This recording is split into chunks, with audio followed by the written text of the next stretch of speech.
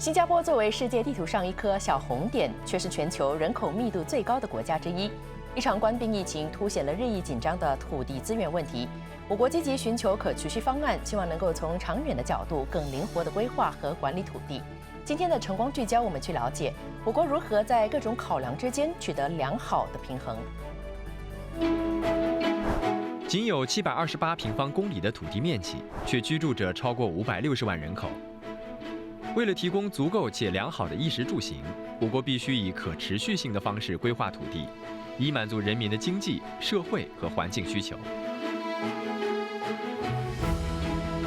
Space optimization and effectively using our limited land is really central to how we plan for land in Singapore.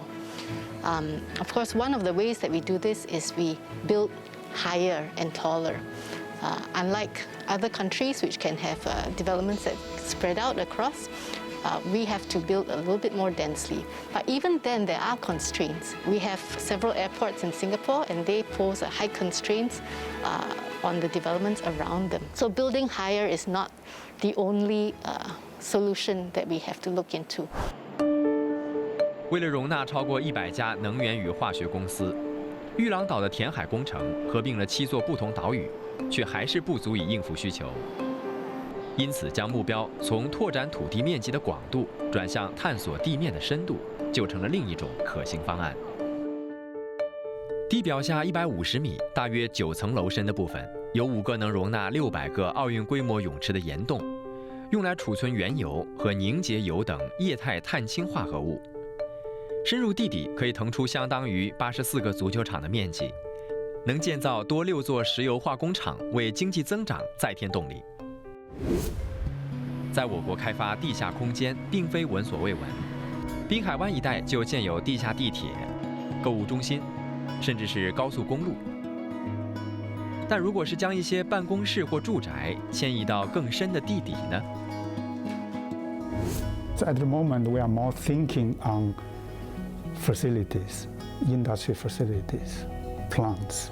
Okay, you can have data centers, you can have, we have the oil storage, and we can have the water storage. To identify sites actually is quite a challenge. It's not purely the geological aspect for the rock cavern, but it is more on the planning issue. For above ground planning, typically they probably have a 10-year cycle, but for underground, we're talking about 20 years, 30 years planning cycles. So this is very critical because a certain location, if you think potentially is good for rock cavern for some specific use, you must reserve them for the next 20, 30 years.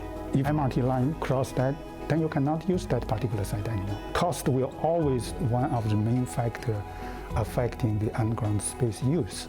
You may say, oh, I find a fantastic location for a particular use, but probably you find you have difficulty to do the construction because it's all built up in the surrounding area. Provided you want to demolish a lot of nearby buildings, but probably it does not make economic sense. 为了克服自然条件的限制，我国只能够往下或向上寻求可建设的土地。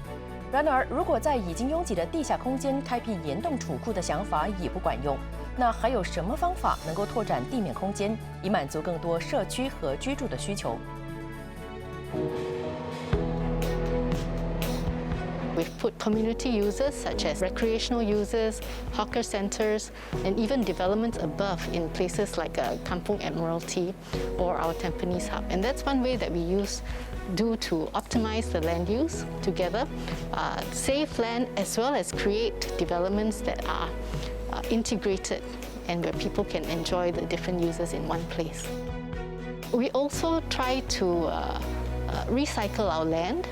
So as leases expire, we will find ways to renew the land use on the land based on the latest land demands. So for example, we are converting some of our golf courses into housing needs to meet the demands for the future. 除了通过节约用地、最大程度善用土地资源，回收旧地后更新用途，也成了我国采取的另一种土地可持续发展方案。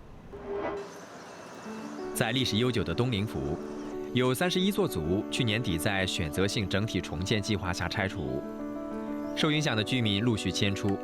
专家指出，这是自1999年以来最大的整体重建计划项目。 This town is built around the former Malayan railways, as you can see from the marker here. And in the residents, the lives of the residents are tied around the railway. In fact, the place Tanglin Halt itself is known as Tanglin Halt because the trains would halt here at the station. And in a way, this neighborhood also represents some connectivity, not just to our past, but to Malaysia, because the trains would come in from Malaysia in the past. I think it is very important that we balance development with conservation. One is to retain the characteristic of the neighborhood. So for example, here in Tanglin Halt, we could retain that focus on the railway line, keeping parts of the railway line intact. When we relocate residents now in this estate, we need to be very sensitive to the relationships that are formed here. Some of the features of this estate has helped the relationships to form, such as the central plaza that you see in Tanglin Halt, near Tanglin Halt Market. So when we plan new estates, we need to create these kinds of plazas, central areas, where residents can hang out.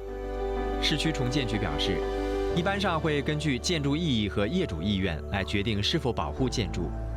当局每10年审核一次长期土地使用计划，以规划未来50年及之后的基础建设蓝图。受冠病疫情影响，当局也首次将灵活性纳入考量，包括允许土地更改或调整用途，例如预留可以快速应急的缓冲区域，以应对不同的突发状况。 As we've been talking to Singaporeans, some of the ideas that have come up have been that Singaporeans value the need for spaces in Singapore to be inclusive to Singaporeans of different ages, of different needs, and different abilities. The other aspects that have come up include wanting Singapore to develop in a more sustainable way for the future, being able to be adaptable and resilient as we anticipate potential changes in the world around us, and also ensuring that Singapore continues to be distinctive and endearing, a place that we can call our home and unique to Singapore. 这项长期计划预计将在今年公布。尽管如此，各方仍不曾停止探讨土地使用的可持续方案，为下一代做最好的准备。